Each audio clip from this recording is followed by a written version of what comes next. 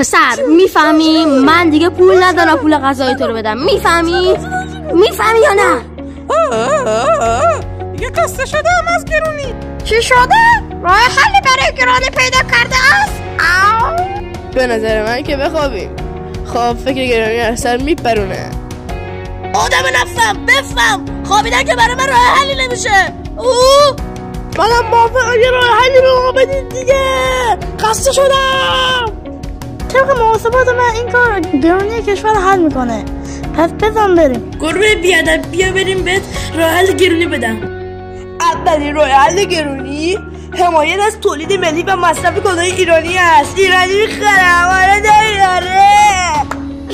این داداش خوردن ساق طلایی کلچه های ایرانی دندوناتو محکم میکنه، سیبیلات جلا میده. بخور دیگه. چرا از آب میوه های ایرانی استفاده نمی‌کنید؟ دستگاه های خارجی رو نگاه کنید کاملا غیر بهداشتیه. جوجه کباب ایرانی بخوریم. پرتقال اصل مازندرانه. چقدر شیرینه. این پیازای چینی چیه شما مصرف میکنید؟ اینا چیه؟ اینا نخیر، اینا رو تحویل کنید.